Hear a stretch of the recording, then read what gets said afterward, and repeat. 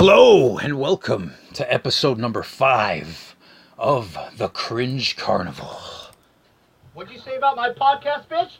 Yo, what the fuck you say about my YouTube channel, bitch? You think you could do better? Yeah, man. Sorry, this episode is actually pretty late. It's currently June the 13th, 2018, and it's 11:33 p.m., so, man, it's almost June 14th. This was supposed to be recorded on June 9th, as you may know, and yeah, I got a little bit busy in more than one way, actually. But yeah, I'm gonna make it up to you guys. And hopefully all of my 11 subscribers aren't too disappointed, you know. I think I'm gonna make this episode a little bit longer, just to say sorry. And yeah, the good news is I'm actually currently on vacation right now. I took a week off work, and you might be asking yourself right now, well, Louie, where are you right now? Where'd you go? Where are you heading to, or some shit like that? And let me tell you, I'm definitely taking full advantage of this time off work by staying home and doing absolutely fucking nothing. Or at least that was the plan. I've been kind of running around the city a little bit, trying to fucking update some documents and stuff, and it's been a little bit of a pain in the ass. But you gotta do what you gotta do, you know? Fucking sometimes adulthood is just really gay. But the great thing about adulthood is that we can drink. So I think I'm gonna do that right now, actually. I crack open a little beer here. I got a nice bottle of Moosehead. Let me crack this open right here. There we go. And now I can commence the intoxication. I can commence the drunkening. All right. So, yeah, man. My fucking my security license ends at the end of it. Fucking expires at the end of the month on my birthday. So I've been trying to get that updated. And yeah, man. My mom is actually on vacation too. She's in Argentina, so I've had the fucking house to myself, which is cool. You know, been walking around naked and stuff, so it's nice. It's nice. You know, this is actually the first time I've taken any vacation time since 3 years of fucking starting my most recent job, and that's been good. It's been good. I'm actually pretty glad that I don't have to, you know, be around my coworkers, see their stupid faces.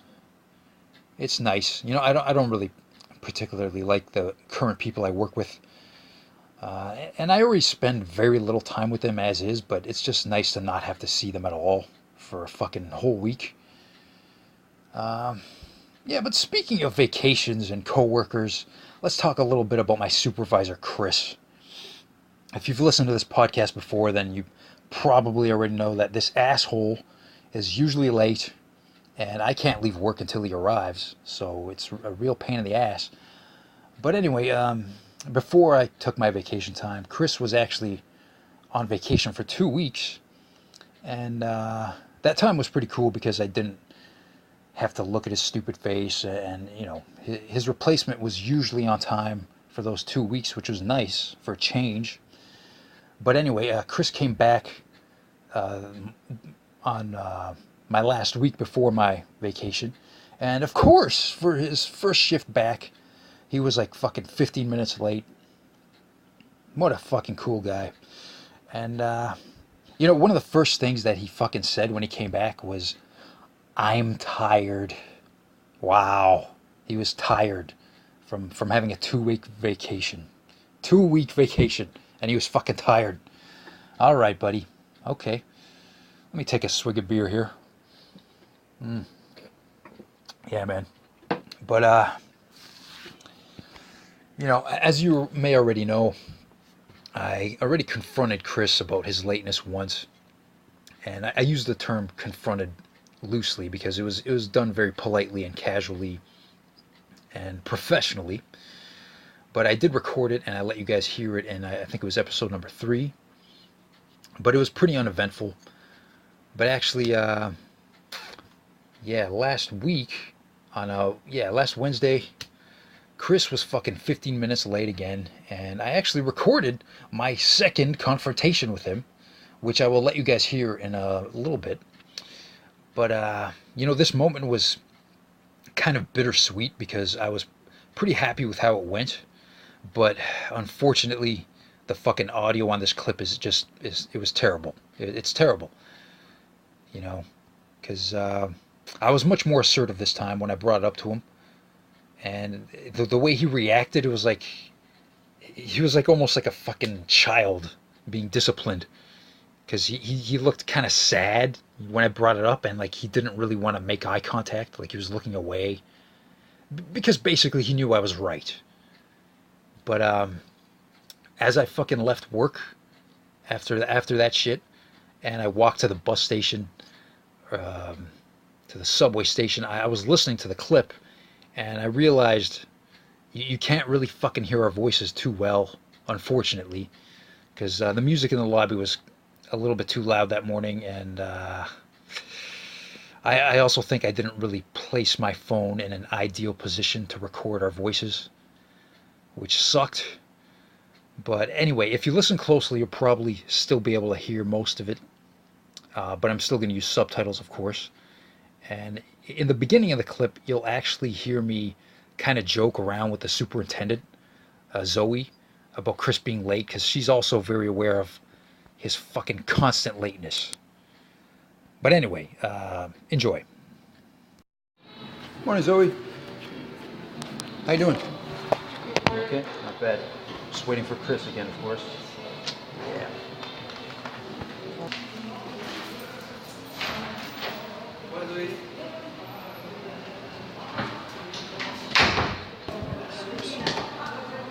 Chris, you need to stop being late, man. I don't appreciate it, man. I got stuff to do after work. Yeah, you should be here before 8 o'clock. Just to let you know, man. Okay. Thank you. No problem. Yeah, so there you have it. That fucking audio just was awful. It was almost like not even worth letting you guys listen to that shit because it was just awful. But I recorded it for you guys, and I thought I'd, might as well just put it on here. I don't know if there will be a third confrontation because Chris seemed, he seemed like he was gonna, change his ways when I brought that up to him. But if there's a third one, I will definitely record it, and it's going to be a lot more fucking hostile. I can tell you that. But I think he'll be okay. I think he'll be okay. Anyway, yeah, I think also the superintendent who was there waiting for her keys, waiting in the lobby, she kind of stole my thunder a little bit because she did kind of interrupt us. There was a few more things I wanted to say, but I think I got the point across, and I think he understood. But moving along to our first real segment here of the Cringe Carnival. I don't know if you guys know this, but Toronto can be a bit of a crazy city, and this article right here is a testament to that. I got this from a website called narcity.com, and if you don't know this, Toronto currently has a serial pooper, and he's been crapping all over the city. Yeah, it says it's a shitty situation all around.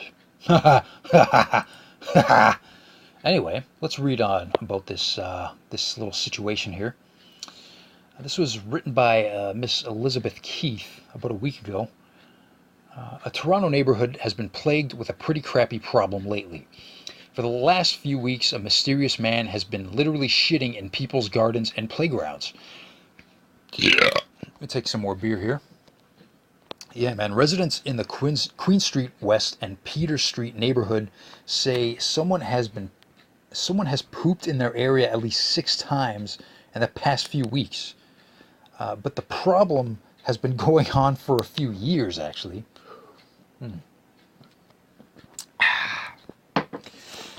He has taken a dump behind their houses, in bushes, by the school, and other public places. This article goes on to say the man responsible has received many different nicknames from his questionable acts, such as Pooping Tom, the Fecal Felon, the Phantom Crapper, the Mad Pooper, and the Butler. Get it? Butler. I think my favorite nickname from those is definitely the Fecal Felon. Yeah, it's got a nice ring to it. Some residents have actually spotted the man and are able to describe him. Others have even captured a picture of him wearing a t-shirt and carrying a Tim Hortons cup, or have security camera footage of him from their homes. Well, yeah, man, that Tim Hortons coffee is definitely going to be fueling those shits. You know, coffee is a diuretic, so it's definitely going to help his cause. And there's a picture of him here, supposedly the guy, but yeah, they put a nice little poop emoji over his face for whatever reason. And yeah, he's definitely carrying looks like a Tim Hortons cup, and he doesn't look very he doesn't look like a very clean fellow. I can tell you that. And yeah, this picture was actually posted on Twitter by the Toronto Sun. And it says, Phantom Crapper leaves deposits in downtown neighborhood. Wow. The Phantom Crapper is described as a man 5 foot 8 inches tall, approximately 160 to 180 pounds, and has short salt and pepper hair. Residents also say he wears glasses. When he first started shitting in their neighborhood, people thought he may be homeless, but since seeing him, they don't believe he is. The kicker is that, according to residents, he uses toilet paper, wow, while committing his crimes. Meaning not only could he be seen carrying a roll around with him, but he has the foresight to bring it with him, confirming these are premeditated and intentional actions. Wow. Yeah, man, you got to wonder about this guy's motives. I mean, I would just assume he I don't know, he likes shitting outdoors. Maybe he doesn't have a toilet. I don't fucking know. But Toronto police confirmed that there is an officer assigned to this case, and that the shitty situation is under investigation. Wow. I wonder how that cop feels about getting this case. And how is he even going to solve it? Like, is he fucking running around the city looking for turds and shit? It's kind of awkward. Anyway. Yeah, man. Yeah.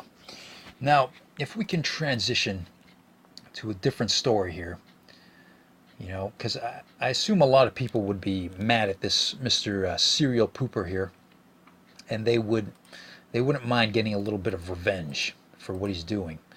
So let's move on to a little story about revenge. This is an old story. I think it's like a few years old, and it's from 4chan. And I really like this story. I think I actually recorded a vocaroo of this like a while back, like a year or two ago. But it's definitely worth coming back to and recording it on episode number 5 here of the Cringe Carnival. So, like I said, this is from 4chan. I'm just going to start reading this here. It's just an anonymous user who wrote this little story. So here we go. I have a garden. Never mind what's in it. Not your business. Fuck you. Now that I'm done with my faggotry little life story, here's the point. I've got a rabbit problem. That insufferable little nigger thinks it can eat my shit. Revenge time. It's not hard to trap a rabbit. You get a cage that shuts when the brainless little shit wanders into it for a snack. What's hard as fuck is to figure out what the rabbit cares about. I waited up for it. It came out a little past midnight, and I was careful not to scare it. Go ahead. Chew that shit up. Hop on home at your leisure. You'll see what happens. I followed it. It got away from me 4 times on 4 nights before I found its home and its wife, or whatever rabbits have. 2 cages, 2 rabbits. First night, easy. Stupid motherfuckers. Those rabbits were not happy. They didn't like being caged. I kept them warm and safe though, and even bought them rabbit food and another rabbit, a male rabbit. I asked the girl at the store if there was one that stuck out as being dominant, the jerk of the group, a rabbit alpha. When I threw that hulking, ill-mannered, floppy-eared pet store reject in with the bastard rabbit's beloved, and he had to watch her precious little bunny pusshole get stuffed again and again by the biggest, baddest, tough guy jerk-off of a rabbit that I could find, it made him jump and chew his cage and freak out like only desperate jealousy could. I kept them. He had to watch them have 3 babies, 3 litters, before I decided enough was enough. Take that, you little faggot. Yeah, man. That's how you deal with it. That's revenge right there, man. Yep. And now, it's time for a word from our sponsors. This is one of the world's most powerful soakers, the new Laramie Super Soaker XP105. Twice as great as your original Super Soaker. Get to know it, learn to love it. It is your friend. Smell. Hit me with the XP105. Sarge? I said, hit me! Yay! Less pumps to power than before. XP Power Gauge shows how much power your pipe. I've soaked my socks, and I'm loving it. My turn. The new Laramie Super Soaker XP105. Weather is better. Yeah, man. It's fucking summer. So go out and buy some fucking super soakers. Wetter is better, motherfucker. And yeah, I got a little out of control there with the volume. I actually, the volume fucking thing, the button got stuck and it just climbed up to max. Yeah, I'm sure my upstairs neighbor enjoyed hearing that, you know.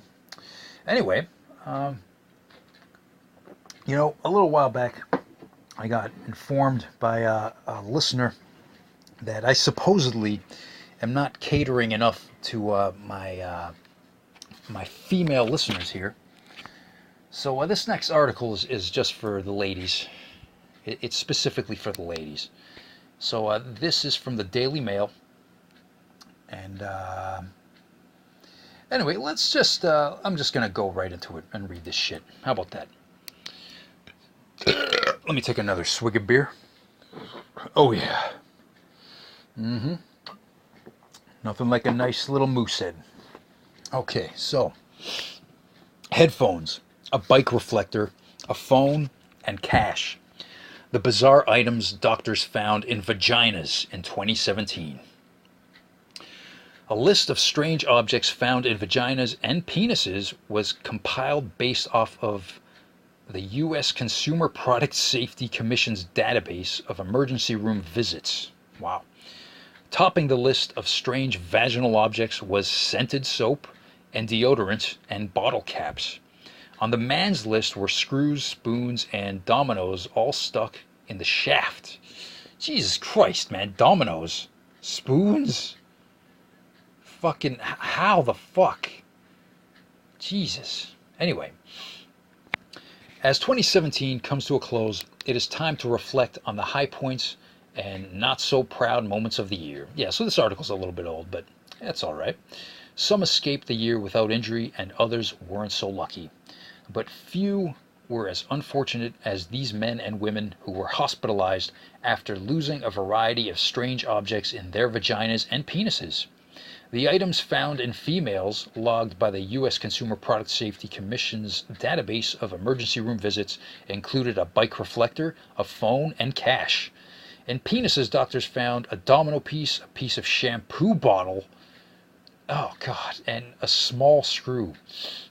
While the average length of a vagina is 9.6 centimeters, the candlestick, bike reflector, and headphones exceeded capacity and got stuck, requiring doctors' help to remove them. All right, a list of strange objects found in vaginas and penises was compiled. Yeah, blah, blah, blah, blah, blah, blah, blah, blah. This was the year of odd vaginal trends which came with the promise of tightening, cleaning, and rejuvenating the genitals. Trends included inserting a ground-up wasp nest in the vagina and cleaning it with a cucumber, which experts warned could do more harm than good. Really? You needed experts to tell you that? You fucking needed experts to tell you that inserting a ground-up wasp nest into your pussy was a bad idea? Alrighty then. Yeah. No wasps or cucumbers were found this year. However, it appears women were forging their own trends with clay, lollipops, and deodorant caps. Objects such as tampons, condoms, and diaphragms are designed to be placed inside a vagina. However, others placed inside are referred to as foreign bodies, which can be painful and cause foul smells and bleeding if left in for too long. Doctors warn that if a foreign object is stuck in the vagina and cannot be removed yourself, to go to a gynecologist or an emergency room where surgery may be required. Top 16 things found in vaginas in 2017. Number 1, scented soap. Number 2, deodorant cap. Number 3, bottle cap.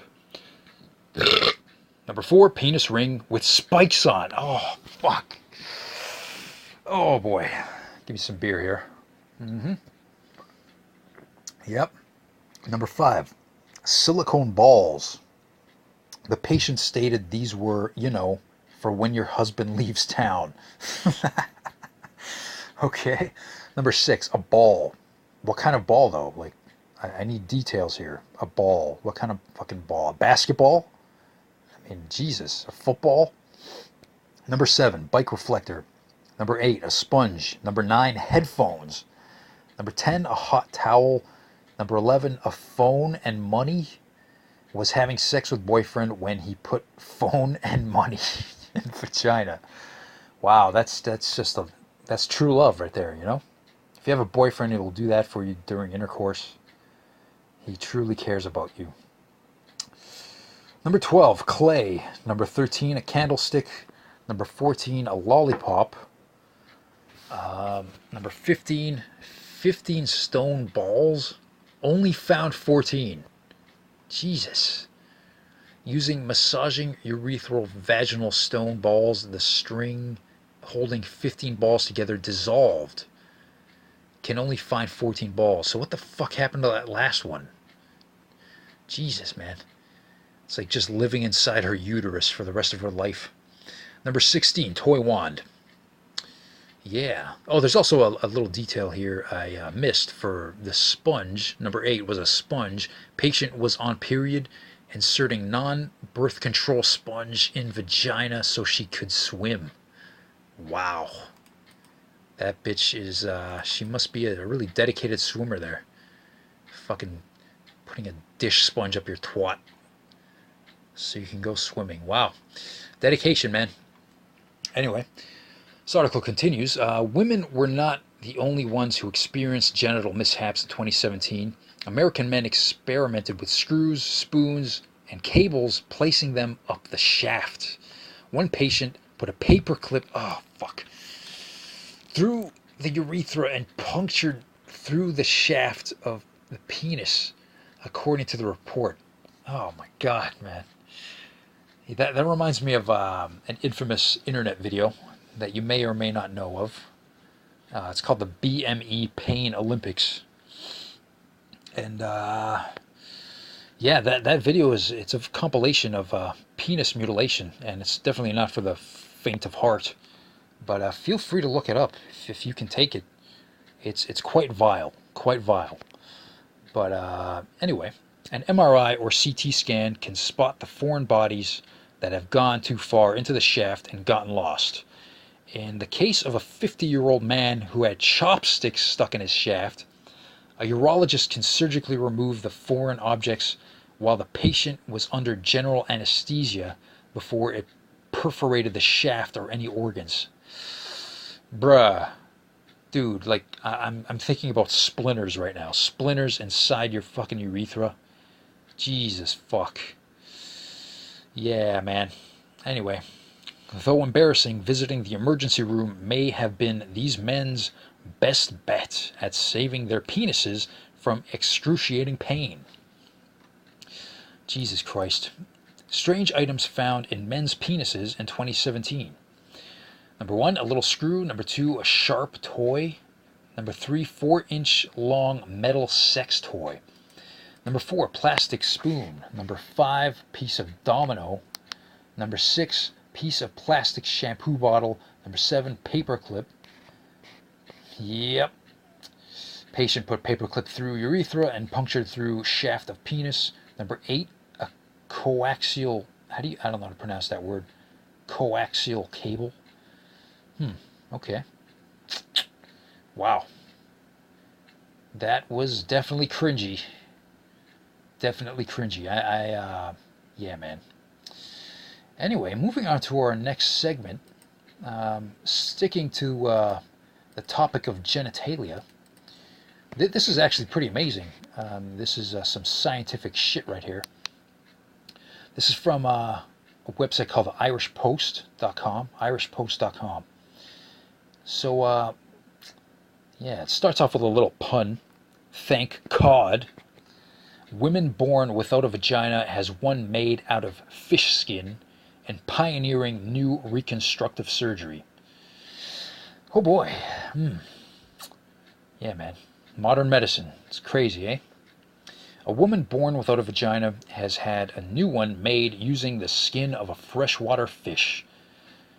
Jusceline Marinho, 23, from Ceará, Brazil, has finally had sex for the first time after becoming the first woman in the world to have the pioneering operation. The procedure, known as neovaginoplasty, involved creating an opening where Miss Marinho's vagina should be before inserting a genital-shaped mold lined with the skin of the tilapia fish. Jusceline was given the crushing news that she had Mayer Rokitansky Kuster House, MRKH, characterized by a lack of cervix,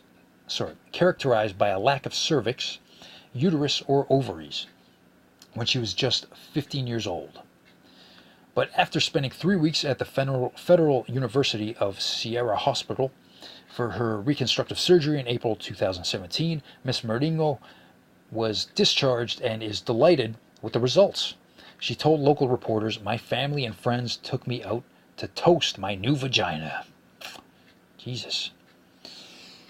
Yeah, there's a picture of her with her boyfriend here, and it says, Jusceline Marinho, 23, finally had sex with long-term boyfriend Marcos Santos, 24, after the operation. Wow. That's a good man right there. He stuck around with her, couldn't bang her, or, maybe they just did a lot of anal. Who knows? Who knows what the situation was? Anyway, following the operation, led by gynecologist Dr. Leonardo Bezerra, Jusceline had to wait 6 months until she was given the green light to have sexual intercourse.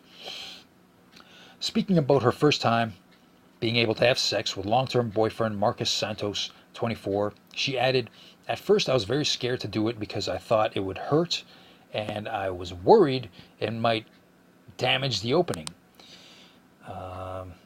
Yeah. It was a wonderful moment because everything worked perfectly. There was no pain, just a great deal of pleasure and satisfaction. Despite being born with MRKH, Miss Marinho had a normal puberty and even experienced menstrual cramps despite never having a period. Interesting. Recalling her diagnosis, the 23-year-old said, "I cried a lot when I found out. I thought my world had ended. I'd always dreamed of having a baby of my own. I had to accept that it wouldn't be possible." She added, "But it feels so good to have something the majority of women take for granted." Damn, bruh.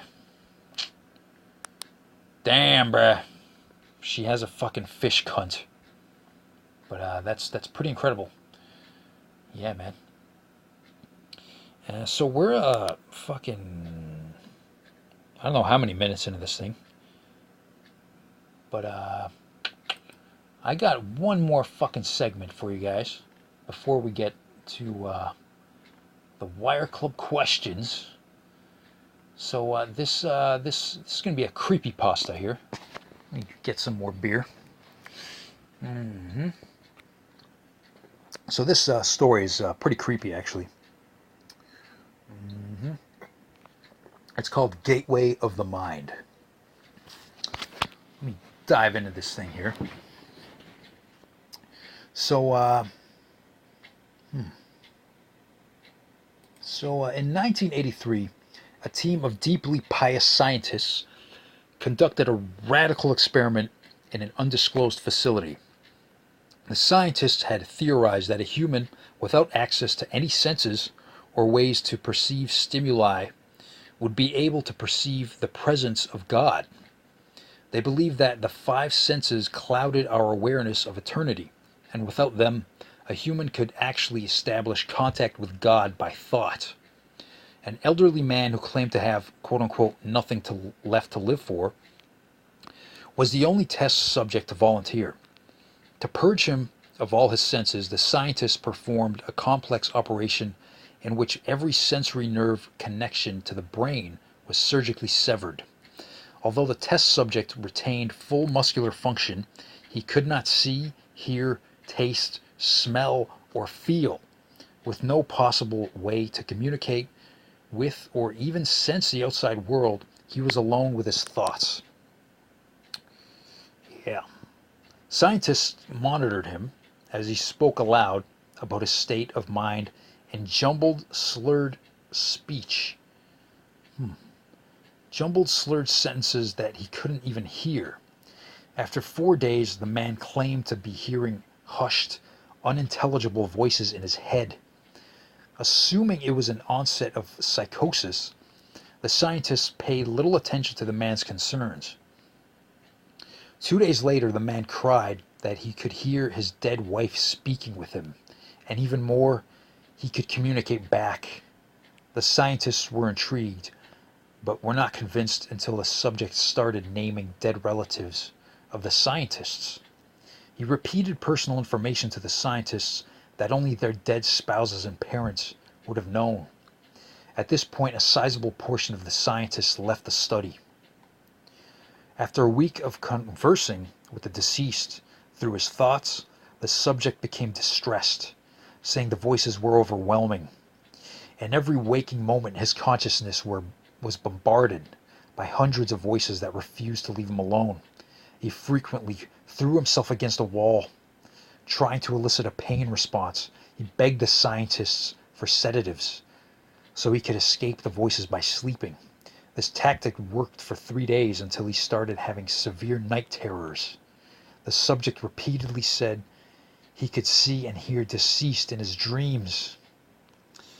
Only a day later, the subject began to scream and claw at his non-functional eyes, hoping to sense something in the physical world. The hysterical subject now said the voices of the dead were deafening and hostile, speaking of hell and the end of the world. At one point he yelled, "No heaven, no forgiveness," for 5 hours straight. He continually begged to be killed, but the scientists were convinced that he was close to establishing contact with God. After another day, the subject could no longer form coherent sentences. Seemingly mad, he started to bite off chunks of flesh from his arm. The scientists rushed into the test chamber and restrained him to a table so he could not kill himself. After a few hours of being tied down, the subject halted his struggling and screaming. He stared blankly at the ceiling as teardrops silently streaked across his face. For 2 weeks, the subject had to be manually rehydrated due to the constant crying. Eventually, he turned his head and, despite his blindness, made focused eye contact with the scientist for the first time in the study. He whispered, "I have spoken with God, and he has abandoned us." And his vital signs stopped. There was no apparent cause of death. Yeah, man. That was fucking creepy. I don't know about you guys, but honestly, as I was fucking reading that, like, I was like getting fucking tingles in my spine and shit. It was just creepy. And obviously, it's probably not true, but it's a fucking creepy story, man. All right. Wow, I'm not even finished my first beer, and it's time for the WireClub segment here. But before I do that, I just wanted to spy on the Canada chat room here to see if anything interesting is going on. because I kind of wanted to read what you guys are saying. But as I'm looking in here, yeah, nothing really too interesting is happening. I was hoping to see some kind of like fucking E-drama or something. But yeah, hold on. I guess I'll read a little bit. Actually, no. It's just like two dudes dominating the fucking chat room. Yeah, nothing interesting. Nothing interesting. So, you know what? I'm just going to fucking go to the questions. Yep. And hopefully I can get through a few more beers here. But let me open up my fucking inbox. Let me open up my inbox. Yeah. Okay, so.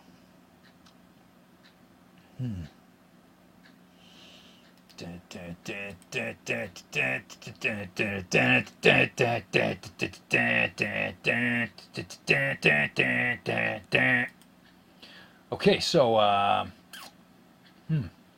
yeah, I got a question from Maximilian right here, and he asks, if you were indoctrinating someone to become a suicide bomber, how would you accomplish it and why?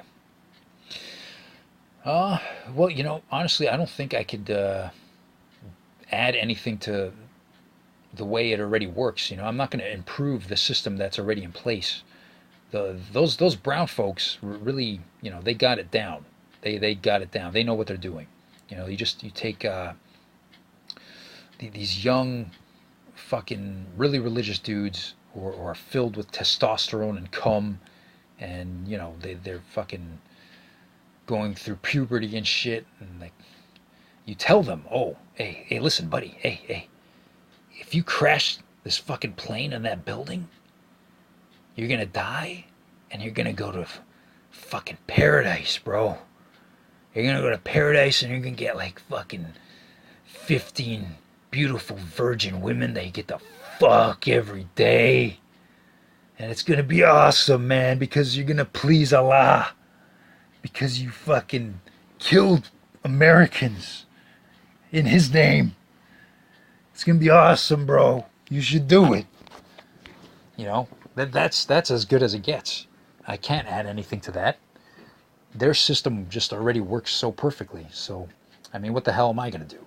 I can't add anything to that. That's gonna make it better.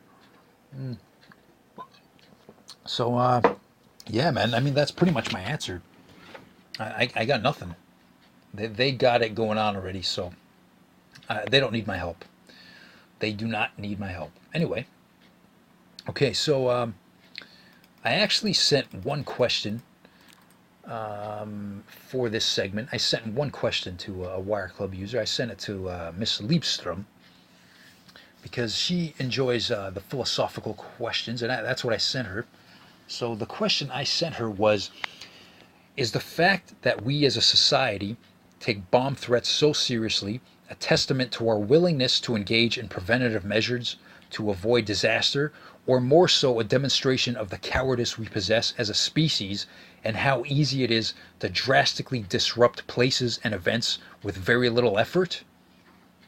What sort of person would actually inform the employees of their targeted location that they had destructive motives if they were genuinely planning on engaging in this act of terrorism? All right, so Miss Liebstrom's answer is, you make a very good point about bomb threats. Any terrorist who phones in about a bomb's location is a tofu-eating male feminist, virtue-signaling beta orbiter soy boy just in it for the attention. Much like WireClubbers and their suicide attempts. Jesus. Which begs the question, where is the men going their own way willing to challenge Anders Bering Breivik's high score? Fuck, I'm not even sure who that is. Hold on. If I Google it, I bet I'll recognize this person. Let me Google this name here. Bear with me. Oh, okay. So I think it's some kind of Nazi dude. Let me look at his Wikipedia. So, Anders Bering Breivik.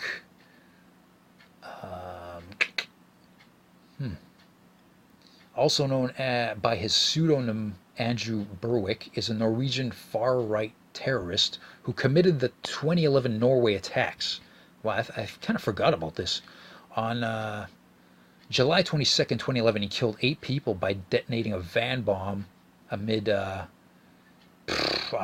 can't pronounce that place. I'm not even going to try to pronounce. Okay, I'll try, just because it's funny. Regjeringskvartalet. What? Regjeringskvartalet in Oslo. Then shot dead 69 participants of a workers' youth league summer camp on the island of Utoya. In August 2012, he was convicted of mass murder, causing a fatal explosion and terrorism. Wow. So this guy is currently in prison. Wow. Yeah, man. And there's some photos of him throwing up the Sieg Heil sign. Yeah, so he's some kind of like white supremacist, I guess. Anyway, continuing on with Leaves' answer here. When you find him, tell him I want to hire him as my personal chef so he can serve me up a big plate of that hot dick. Jesus, Leaves. Jesus. I'll grab some more beer. I'm almost done my first beer. She continues saying, anyway, this speaks for the surveillance state we live in. Orwell feared that what we fear will ruin us. I covered my laptop's camera with a piece of washi tape, and now Kevin Spacey keeps texting me, asking me to remove it. Honestly, I don't think, I don't think Kevin Spacey would be interested in your Leaves. I think young boys are much more his speed, and I think you know that as well. But she continues saying, all our houses are bugged. Some say it's worth the price of so-called domestic security minus the occasional TO van mowdown. That argument is as legit as the pregnancy I said I had to get out of jury duty. In conclusion, don't pay your taxes. Bush did 9/11. Well, Leaves, I really don't know how much that answered my question to you, but I appreciate your thoughts on that, so thank you. And let me get back to my inbox. See what else we got here.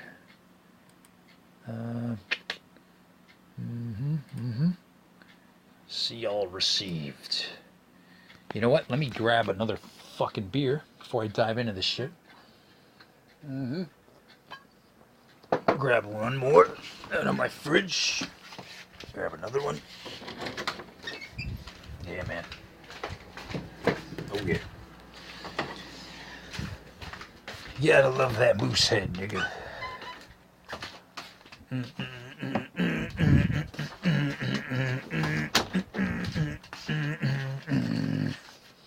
Okay. Hold on. Be patient. I gotta crack this thing open, okay? Just gotta crack this fucking beer open. Oh, yeah. Okay. Let me open up a question here. Okay, so we got a message here from Mr. Jono, who is now still fucking known as anti-mullet. I don't understand why. The hell you got against mullets, bruh? Anyway, here's the Pooh song. Some viewers may find the following video disturbing. Viewer discretion is advised. I gonna prove you see it's on your side tree. God damn it, Jono. Hold on. You fucking... Wait. I think this is an old message. My bad. I think this is an old message. Because he sent this the last podcast. Yeah, that's definitely an old message. My bad. But we got a question here from Jono. It's a different message. And he asks, what is the most enjoyable way to inflict terror on the masses in your opinion? How would you do it and why?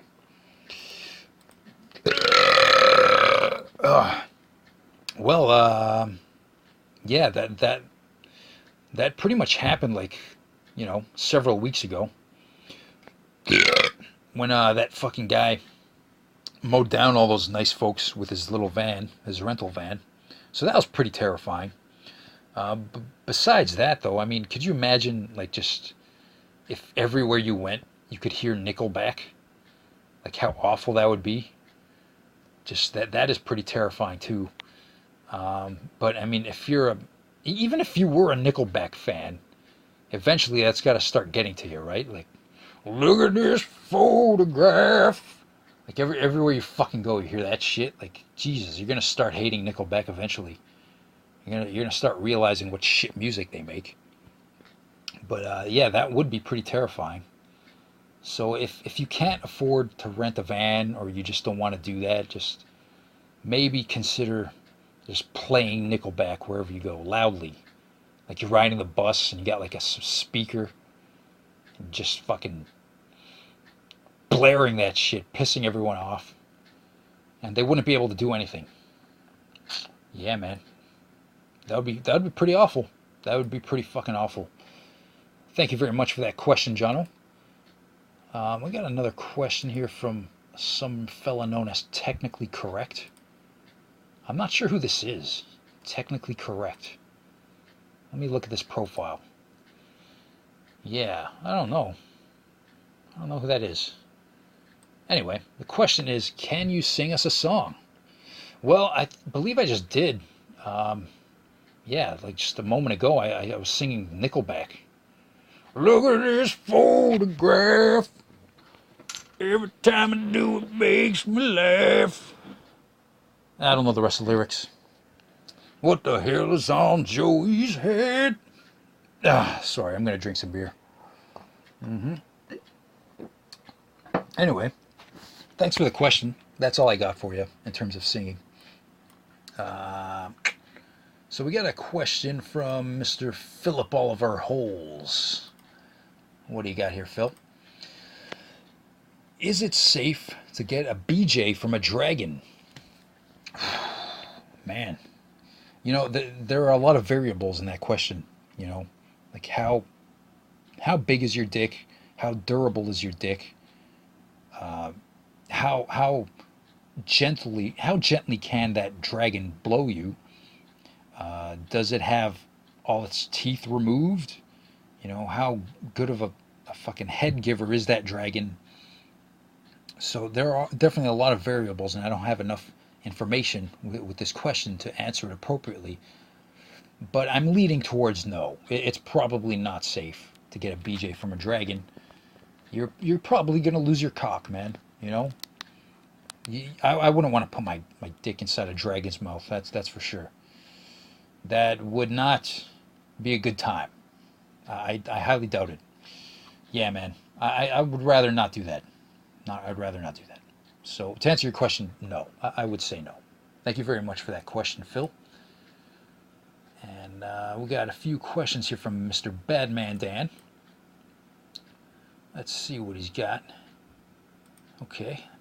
How many foot-long hot dogs, raw or cooked, could you fit up your asshole before they started shooting back out of you, passed out from stomach cramps? That's a good question. How many foot-long hot dogs? Fuck. You know, I'm thinking of the minimum. What is the minimum I could get up there? If I had to do it. Fucking, I'm thinking maybe 5.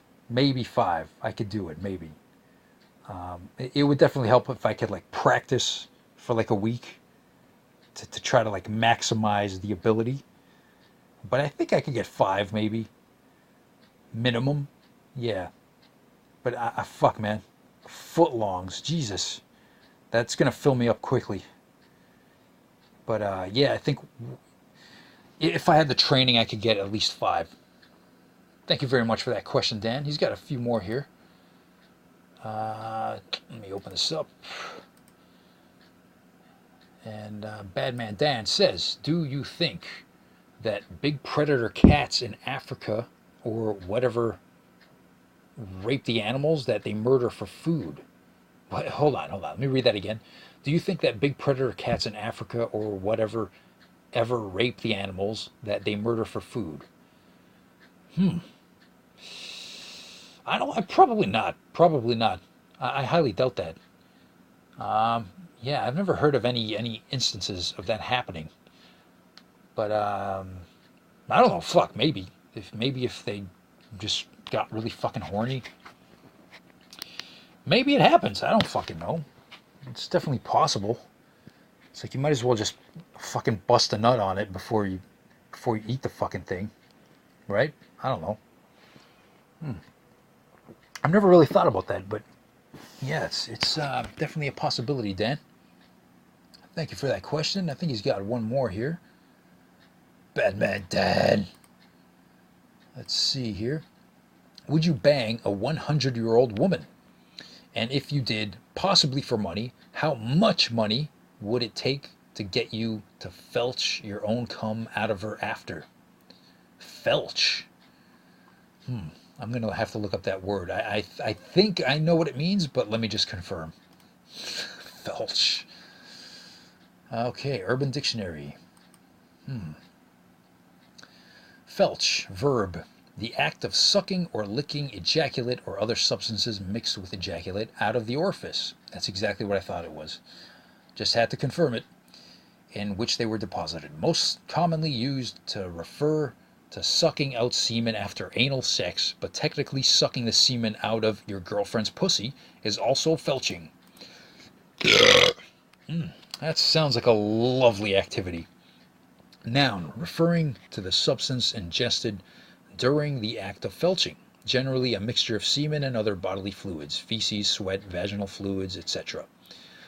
I couldn't believe it. After Nigel packed my ass, he felched me. Dude, you've got felch all over your face. Wow. Man, Urban Dictionary is just awesome. I gotta say that. It's just fucking awesome. Okay, so back to the question here. Would I bang a 100-year-old woman? For money? Yeah, maybe. Yeah, I mean, if there's enough money, you know. But he asked specifically, how much money would it take to get you to felch your own cum out? Fuck. I mean, honestly, it's got to be like... I'm thinking of a minimum here to do that. Minimum, I think it's got to be $100,000. And that might sound like, you know, not too much to do such a disgusting act, but that is the minimum for me, I think. I mean, how could I say no to $100,000 to do that shit? It's only just going to be a few moments of suffering, and that's a good chunk of change, man. You know, $100,000 to suck your own cum out of some old bitch. Yeah, it's pretty gross. It's pretty gross, but everyone has their price, and that is my minimum, I think. It'd be very difficult to say no to that. You know, if someone said $50,000, I'd be like, nah, I can't. Sorry, you got to double that shit. You got to double it. But anyway, thanks very much for those questions, Dan. Those are pretty decent. Okay, but now, yeah, I accidentally opened the Pooh song earlier from Jono, but that was from the last podcast, I believe. But now he's sending the Pee song. So let's listen to the Pee song here. Boom. I've got to pee and I'm not gonna make it. And you know what that means. It means I'm gonna pee everywhere. And I'm gonna pee all in your hair. And I'm gonna pee on Tripping Grace. And I'm gonna pee all over your face. And I'm gonna pee in your eye. And I'm gonna pee on an apple pie. And I'm gonna pee in your drink. And I'm gonna pee in the kitchen sink. And I'm gonna pee on your door. And I'm gonna pee on your bedroom floor. And I'm gonna pee on your underwear. And I'm gonna pee on a dentist chair. And I'm gonna pee on a ceiling fan. And I'm gonna pee in a soda can. And I'm gonna pee on an apricot. And I'm gonna pee just short of a pot. And I'm gonna pee on a pastry cook. And I'm gonna pee on a history book. And I'm gonna pee on a camel's hump. And I'm gonna pee on Donald Trump. And I'm gonna pee on your lawn. And I'm gonna pee on the crack of dawn. And I'm gonna pee in your shampoo. And I'm gonna pee in your butt crack too. And I'm gonna pee. Yeah, man. I can't do it. No, it's just gross. Yeah, man. Yeah. Well, thank you very much for that, John. I actually rather enjoyed that. I don't know how much my listeners enjoyed it, but I liked it. It actually reminded me of another song that I'll bring up here. Yeah, it's by Mr. G.G. Allen, and it's called "I Want to Piss on You." Let's just listen to a little bit of this. I wanna piss on you. Yeah. I wanna piss on you. Yeah. You ain't shit to me, 'cause I'm better than you. I wanna shit on you and rape your little sister too. I wanna... Yeah, man. Songs about pee. It doesn't get any classier than that. Anyway, thank you very much for that, Jono. Again, thank you. Let's move on. I think we got another question from Jono here. Let's see. Jono asks, if you has to fight off a world of horny female zombies wanting to steal your manhood, what would you do and what would be the preference weapon? Well, I mean, that's assuming that I would want to fight them off. I mean, if they all, like, want to fuck me and, you know, I mean, they're zombies, they're fucking dead and stuff, but, I mean, there might be a few fresh ones in there that might not be too bad. I don't know. Honestly, I would probably want to fight them off. But the preference weapon, well, ideally, I would like a flamethrower, but that might be asking a lot. You know, and in a fucking apocalypse type situation, it's probably not going to be too easy getting a hold of gasoline. And you're going to need a lot of gasoline if you're going to be regularly using a flamethrower. So maybe I'm trying to think of something more practical. And fuck, fighting off a horde of horny female zombies. Jesus, man. Fuck. God, I don't know. I don't fucking know. I mean, Jesus, a flamethrower would work perfectly, but it's just a high maintenance weapon, you know. Like, in terms of a minimalistic weapon, maybe a rake, but that's gonna be a lot of work. It's gonna be a giant horde, and you're fighting them off with a fucking rake. I don't think that would work very well. But man, that's a tough question. That's a tough question. I'm gonna take another swig of beer here. Mm-hmm. Yep. Yeah, man. But why would they want to steal my manhood? Like, wouldn't they just want to eat my brains? I don't know. And do zombies have sex? I don't. That's another question. I mean, we can Google some zombie sex images, but I'm not going to do that right now. Anyway, Jono's got I think this might be his last question here. Would you, in an apocalyptic world, survive? How would you survive? How would you handle it? Oh, I think I answered this question. I don't remember which episode, but maybe the second or third episode. Yeah, Kelstar asked me something similar to that, and I told her I would probably just end up blowing my brains out. You know, like, what is the point? Who cares? Just fucking end it. Why are you gonna even bother trying to survive in that kind of shit? Just blow your brains out. Yep. That's how I would handle it. Just pull the trigger, nigga.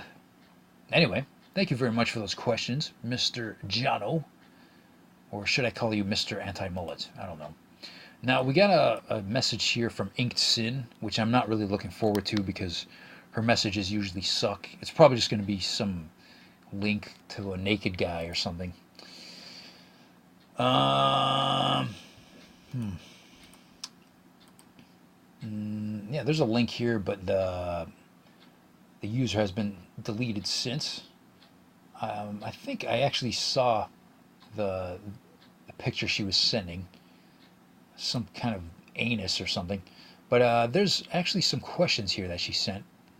What's the biggest dick you've sucked? Ha ha ha, that's funny. Have you ever worn a foxtail butt plug? Ha ha ha ha ha, that's funny.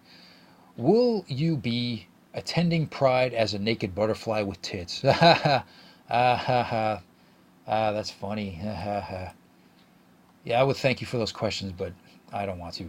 Anyway, moving on to a question from Groove Girl. Groove Girl. You've been around Wire a while. Yeah, since 2014, actually. So yeah, it's a little while. Have you ever been involved in a Wire scandal? Like been accused of having a love child with a chatter? Asking because you said you'd be drunk and it's 3:30 in the morning and I couldn't think of a better question. Anyway, dish. I have yet to be in a Wire scandal, but it's never too late, right? It's never too late. And I'm not even actually drunk. I mean, I'm only on my second beer. It's kind of hard to get through these beers when I'm speaking like a faggot into my phone. But let me take another swig here. Yeah, but to answer your question, no, I have yet to be in a Wire scandal. But it's kind of bound to happen at some point, right? I don't know. Anyway. Yeah, thank you for that question, Groove. I'm going to move on to a question from Mr. Bud Sal. Bud Sal. What do you got, buddy? Who would you choose as your best friend out of? Number 1, Asif Razarana. Number 2, Salman. Number 3, Mudassir. And why? Okay, so if you guys don't know what he's referencing here,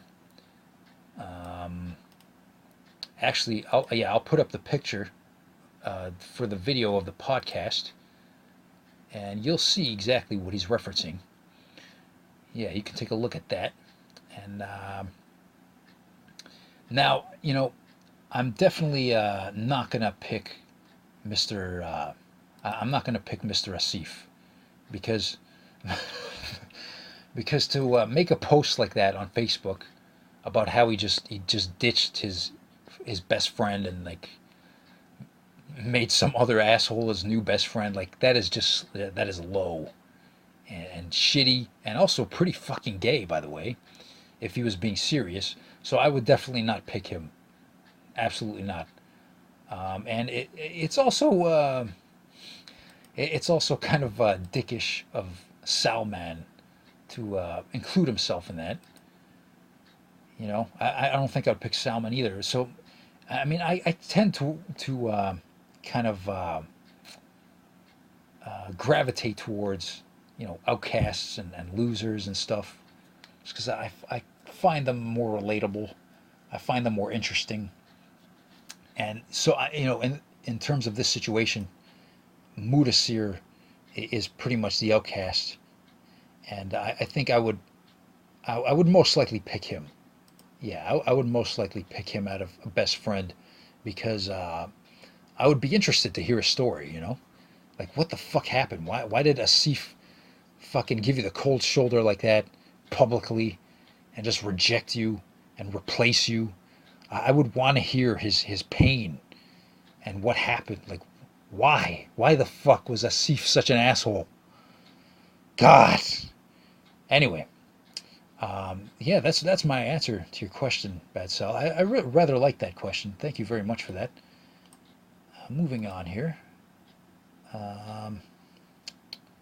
Yeah.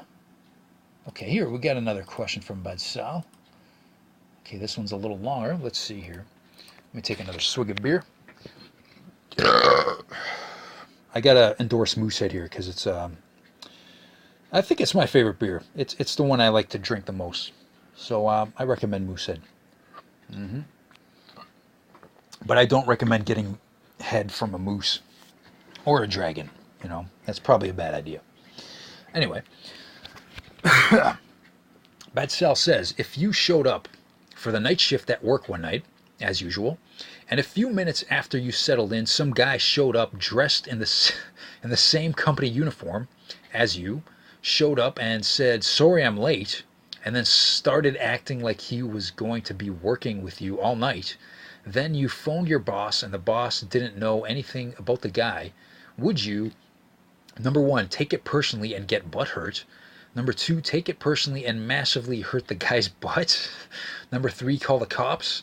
Number four, go along with the guy's act and pretend to work, all the while spying and keeping tabs on the guy, trying to figure out what was going on and why he was there. And if you choose option number four, then what do you think his reason for doing that would have been, and what would you do once you found out what his plan was? Man, you know, there actually have been instances where I've come into work, and then there's some person there who is actually going to be doing a shift with me, like some person I've never seen before, and I didn't know about it, and then all of a sudden I'm doing my shift with a stranger, and I'm kind of showing them the ropes, and those are the worst shifts to have. You know, I prefer to work alone. Yeah, I hate doing that, but in this situation, it sounds like someone is kind of, you know, trying to play the part that they're actually supposed to be there, but they're not supposed to be there. Let me see here. Let me look at my options again. I don't think I would take it personally. I also don't think I would assault them. I also don't think I would call the cops. But yeah, number four seems most logical here. I would go along with it and see what the fuck this person is doing. And yeah, if you choose option number four, then what do you think his reason for doing that would have been? And what would you do once you found out what his plan was? Well, I guess that would depend on what his plan was. Like if his plan was, like, let's say he was in love with me for some reason, and he just wanted to make an excuse to hang out with me, I would find that pretty gross yet flattering somehow. And I mean, once I found that out, if that was the case, I would definitely make a severe effort to let him know that that will never go anywhere. He will never fuck me in the ass, or vice versa, and there will never be anything between me and him. I mean, that's just one situation that I can think of why he would do that. But another situation, maybe he was kind of, maybe Paragon, the company I work for, like rejected him or something, and this was like his way of trying to drill himself into the company. And I mean, that kind of, that takes balls, man. I would respect that. That takes balls. So I would kind of go along with it, maybe help him out, try to get him a job. And yeah, I think I would put in a good word for him if that was the case. But yeah, I don't know. What other situations would there be? Like, maybe he was just there to cause trouble. Maybe he was just there to, like, spy on the residents or some shit. I don't fucking know. Man, that question is quite involved, and my mind is like going in different directions here. But I appreciate that question, Sal. Thank you very much. Let's see here. I got a message here from Mr. Devilish Soul. I know he sent me a bunch of questions in this message, so let me open this up here. By the way, I just got to tell you, that's a really, really fucking gay username. Devilish Soul. Oh, shit. Let me drink some more beer. You know, actually, I'm kind of aware of Mr. Devilish Soul when there was a website that no longer exists called Meet Me in TO. I know he used to be on that site, and so was I. But this message is titled "Questions Needing Answers with Your Sexy Voice." Oh yeah? You think you have a sexy voice? Yeah? That's kind of gay, bro. You think my voice is sexy? That's pretty fucking gay, man. Anyway, so he's got a bunch of questions here. Let's see if these are any good. The first one, he asks, what do you think about the Soldiers of Odin? Google it before you answer so you know what they are all about. All right, so let's Google the Soldiers of Odin. It sounds familiar, but I'm not sure I know anything about them. Oh, okay. Soldiers of Odin is an anti-immigrant street patrol group founded in Kemi, Finland. Interesting. In October 2015, the group was established as a response to thousands of migrants arriving in Finland amid the European migrant crisis. Let's read more about these fellows in Wikipedia.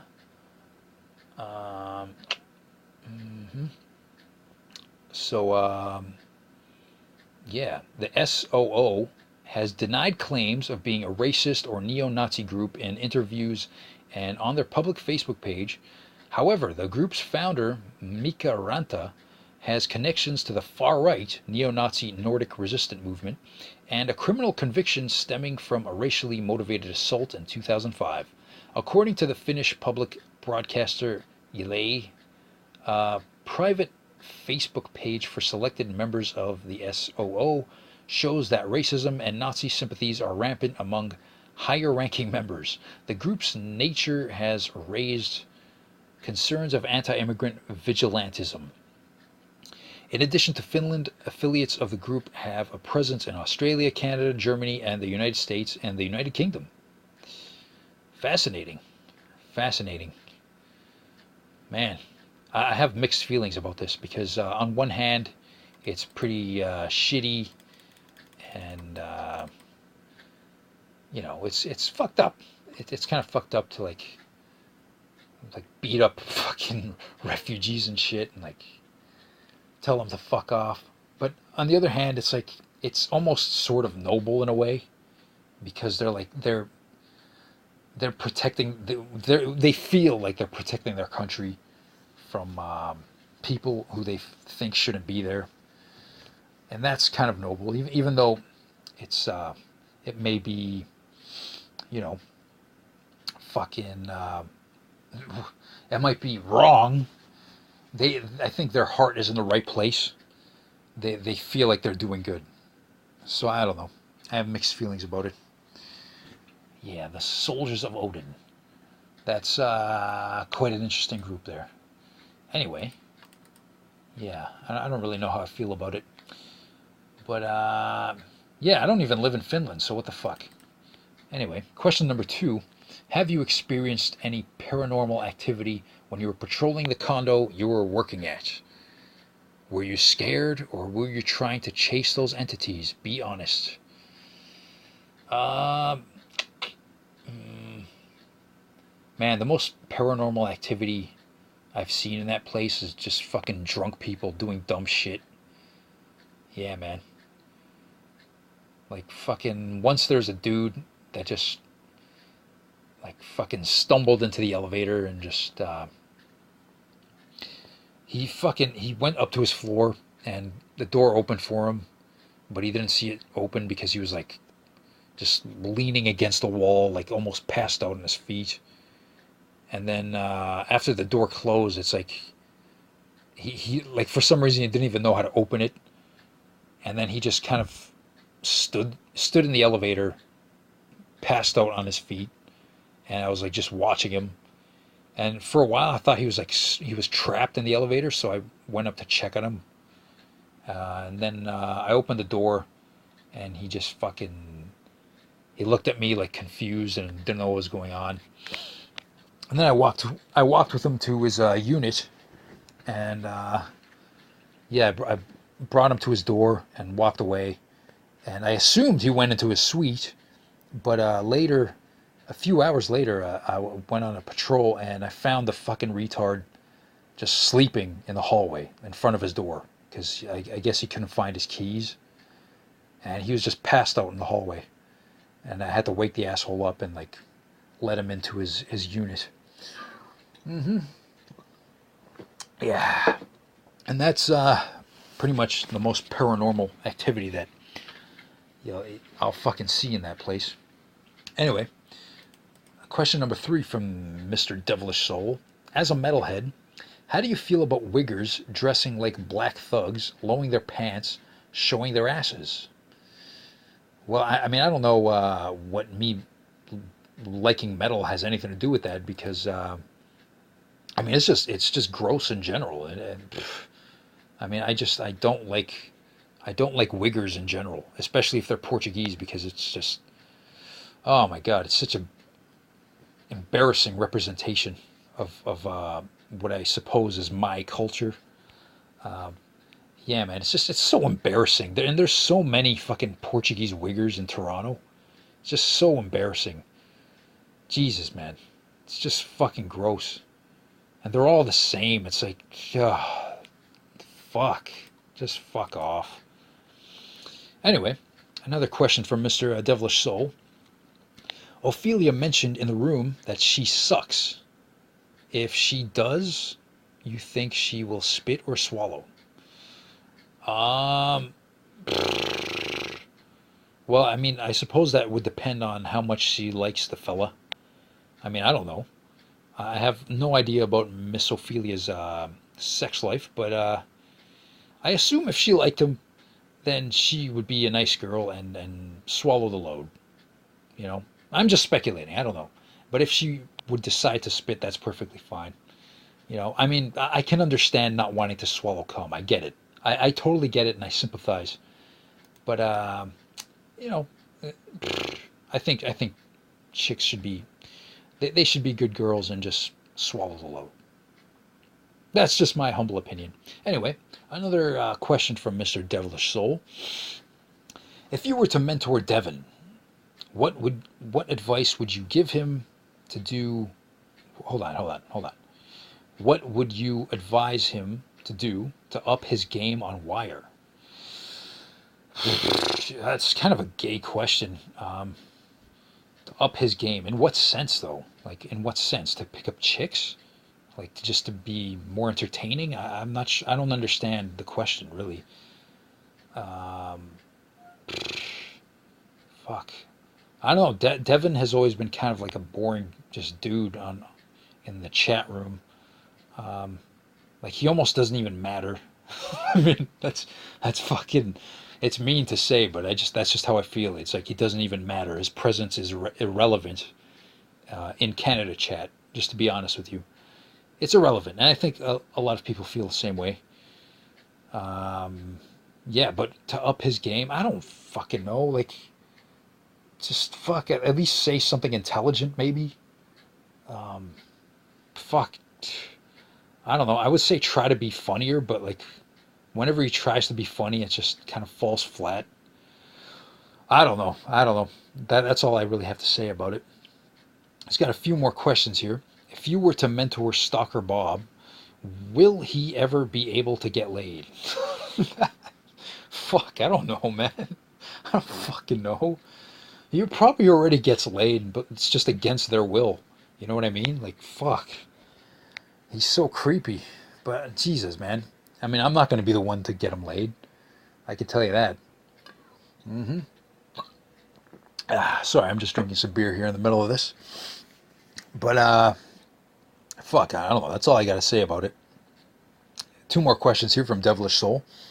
If you were to get married, and the choices you could make only from Wire, which one will you choose and why? Well, how about I just completely skip this gay question? Yeah, how about that? Anyway, last question from Devilish Soul. If Lala was the last woman on Earth, and you were the last man alive, would you do her? Well, I mean, I would pretty much have to, you know, I would pretty much fucking have to. It would almost be stupid not to, you know, and as much as she physically and mentally repulses me, if she was the last woman on Earth, it would almost be mandatory. And I'm not saying in terms of repopulating the Earth, because I wouldn't really see that as my responsibility. I'm just speaking from like a selfish point of view. Like, if she was the last woman on Earth, I might as well get laid. You know, I'm not gonna fuck an animal. But to make it as good as possible, it would probably just be doggy style, you know, so I don't really have to look at her. And yeah, man, I think that's about it. That's about it. That's all I gotta say about it. Yep. Okay. Thank you very much for those questions, Mr. DS. Okay, what else we got here?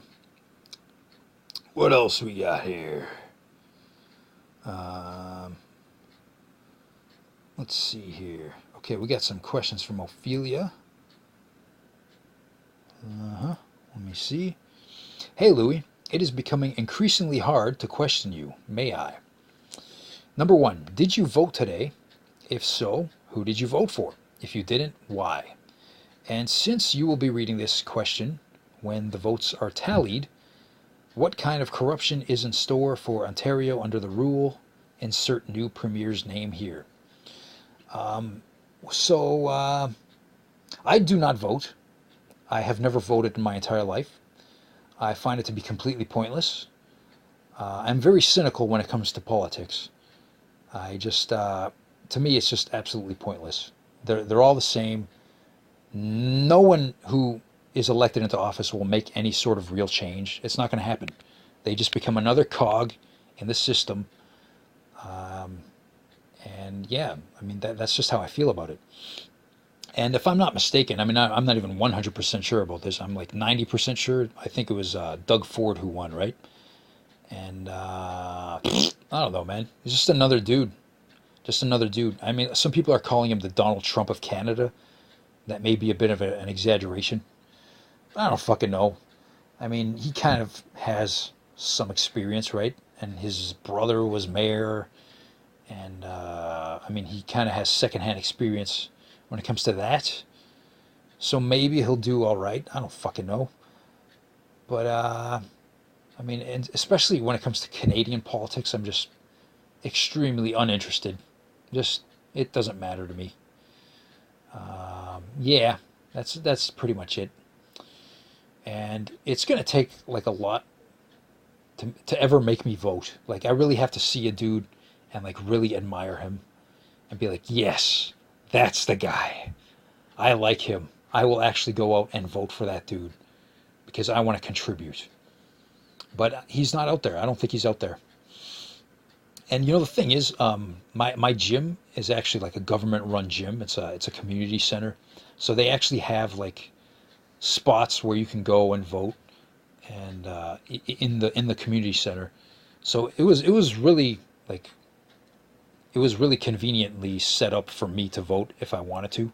It would have been really easy, but I just chose not to because I don't bother with any of that shit. Anyway, moving on to question number 2 from Ophelia here. If two vegans hate each other, is it still considered beef? Yeah, I guess so. Maybe we should come up with like a new term for vegan beef. Maybe like I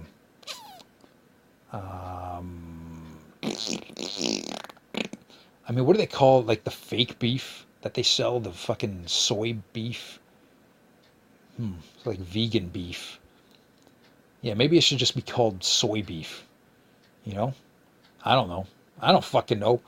Let me drink some more beer here. Almost done my second beer. Is it still considered beef? You know, there's this fella on YouTube that I watch. He's called Vegan Gains, and he often actually he beefs with other vegans, so it's kind of fun to watch. Yeah, but I guess it's called soy beef. Let's coin that term right now. It's fucking soy beef. Let me finish my beer. All right, number 3. Fuck/marry/kill. If you were gay and interested in the men of CC, Kefir, Bob, T-Dot. Okay. Now, here's the thing. I don't really know too much about T-Dot. I'm not sure if I've ever seen a picture of him.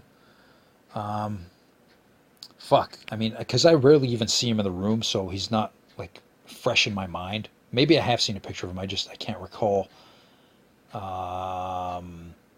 So these options will be heavily based on Keffer and Bob. I think I will most likely just kill Bob. Just end his life instantly. Just fuck you. Just die. Just die. Get rid of him immediately. He's dead. Fuck off, Bob.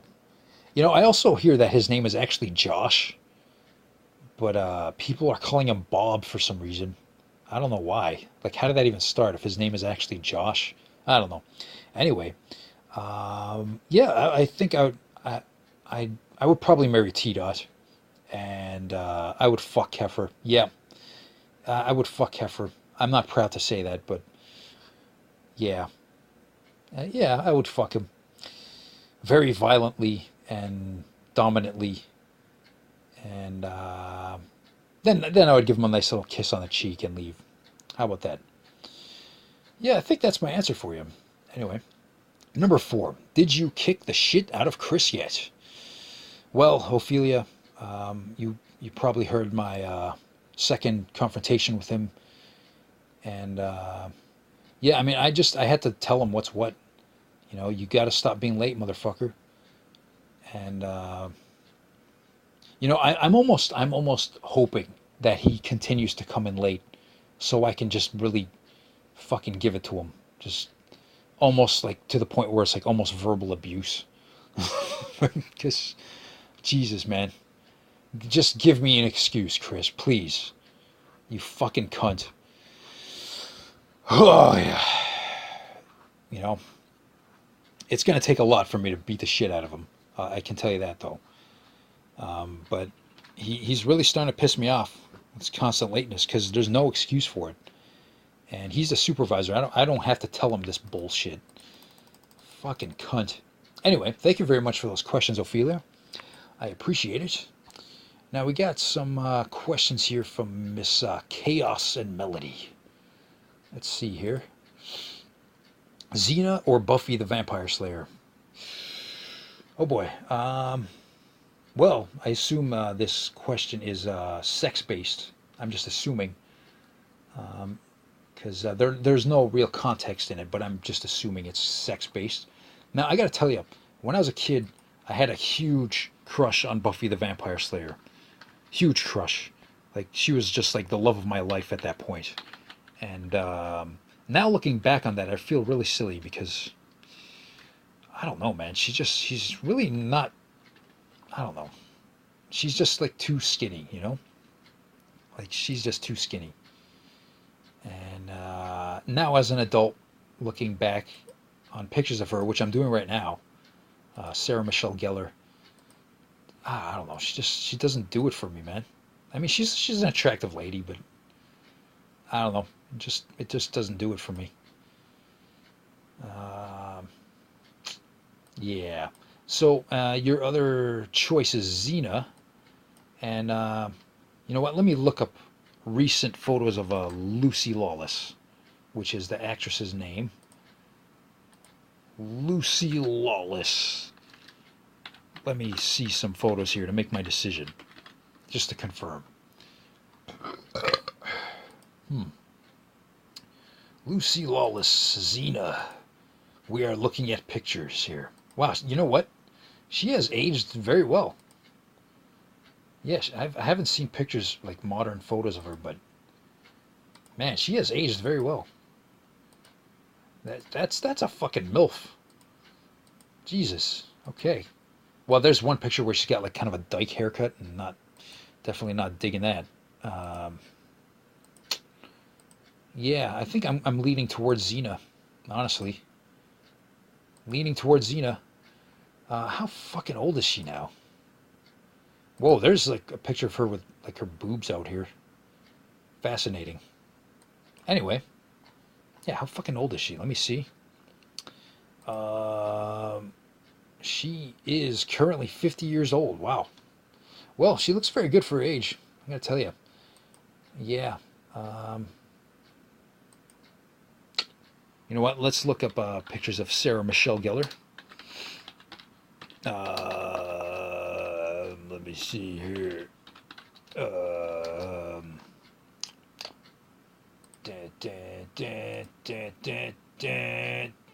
Oh my god, what the fuck? What the fuck? Dude. No. No. Jesus, what the fuck happened to this lady? Oh my god, man. She is not aging well. I can tell you that. Yeah. I am unimpressed. I am unimpressed. Yeah, I'm definitely picking Xena. Yep. Yep. Thank you very much for that question. She's got another one here, Miss Chaos and Melody. She's got another question here. Let me finish my fucking beer. Let me finish my beer. Mm-hmm.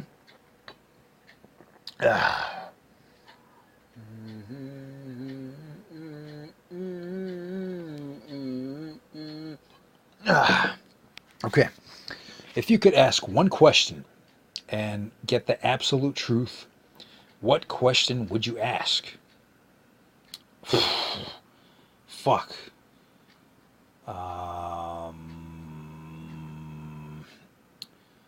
Jesus, man. You're gonna fucking make my brain explode on this one.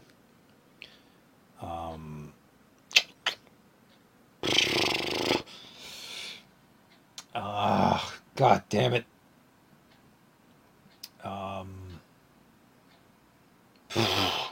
Man, I have no idea. I have no idea. If you could ask one question and get the absolute truth, what question would you ask? I'm leaning towards something like why does existence even, why is it even a thing? You know, why is there anything that exists? Why can't there just be nothing? You know, why is there consciousness? Why do we exist at all? What the fuck is the point of this bullshit? You know, I'm leaning towards something like that. But the thing is, with a question like that, the answer can be really subjective. So, I don't know. I don't know. But that's the best I got for you. I don't know. That's a tough question. Really fucked my head up with that one. But thank you very much for those questions. Now we got a message here from Kelstar. Let me see here. So you recently made me say that you're the best at wordy because you're a fuck.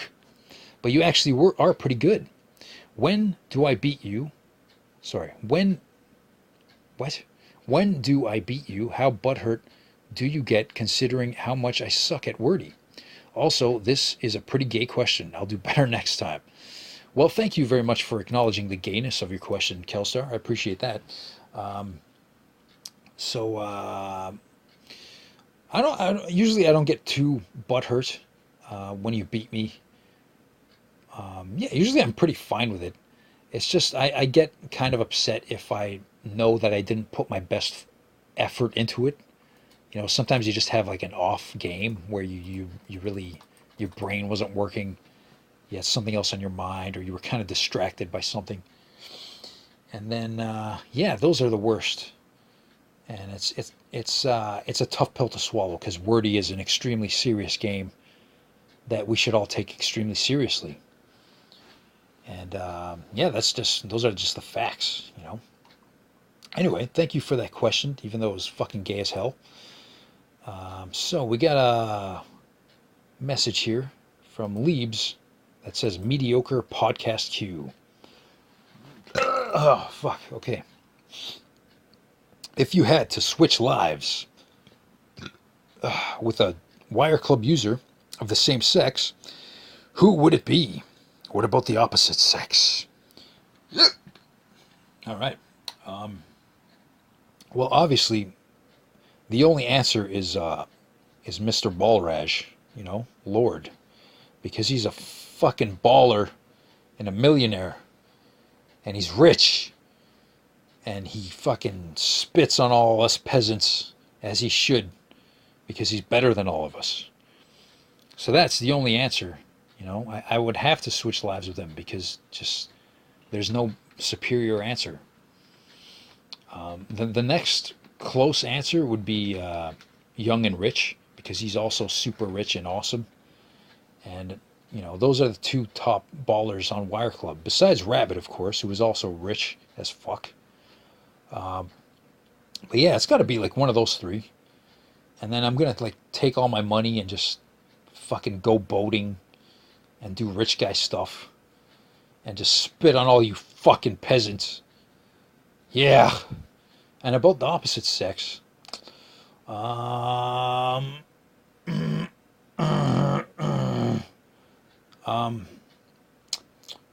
I don't know. The opposite sex. I don't know, man. I don't know.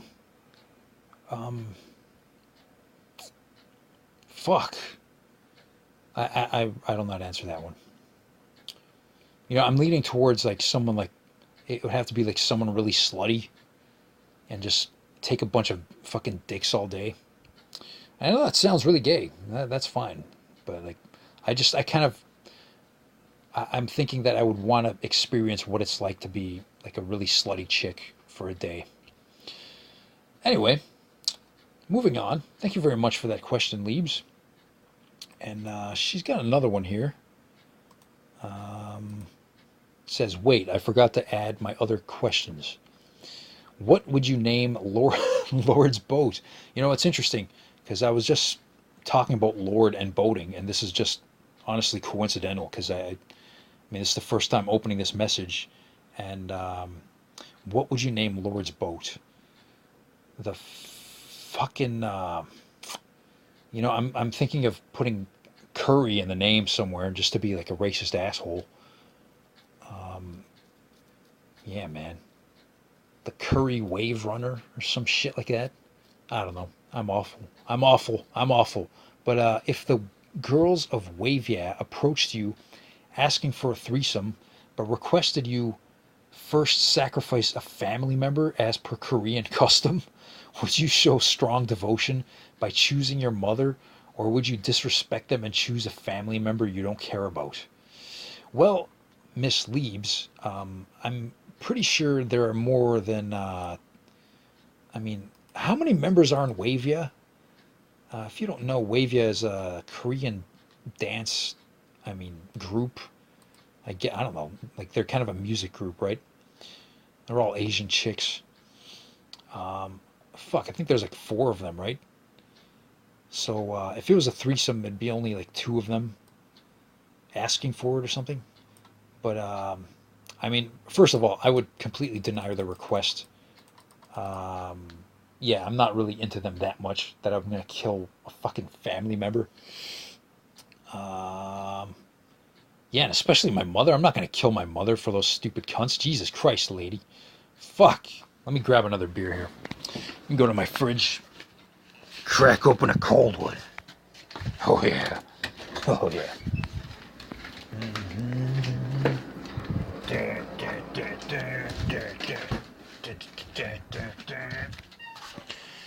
Yep. So continuing on with this question here. Yeah, I mean, I think I pretty much answered it. But if I was to go through with it, I would probably pick like a really low tier family member, and quote unquote disrespect them, as you said. So like maybe I could like buy a hamster or something, and it would be like the family pet, and you can consider that a family member, right? I mean, it's kind of like a low tier family member, so that would totally work. Maybe I would do that. Fucking, I'd feel bad for the hamster, but you know, fuck. Anyway, let me crack open my beer here. You know, I gotta tell you, I feel like you guys are sending a lot of mediocre questions on this episode. Or, I don't know, maybe it's just my answers are really mediocre. But, anyway. I'm trying my best here, people. Let me take a swig of beer. Uh-oh. All right. So, yeah, I think that answers your question, Leebs. Thank you very much for those. And, man, we're coming near the end here of these questions. Telstar has another one. And she says, whoops, well, I don't know if this is going to make the deadline, but you are definitely way ahead of the deadline since this podcast is super late. So it's sent 3 days ago. But she says, I would send more questions, but I haven't yet. So I'm just sitting here pondering now what I should ask you. And to be honest, I really don't know. But I'm thinking. Anyways, okay. Question. Imagine you were stuck in a video game, which, mind you, would be pretty fucking awesome, and I'd probably never leave, especially if it was a cool game. Okay, but anyways, if the only way you could escape the game was by having to have sex with a video game character, and you had 3 choices, who would you pick?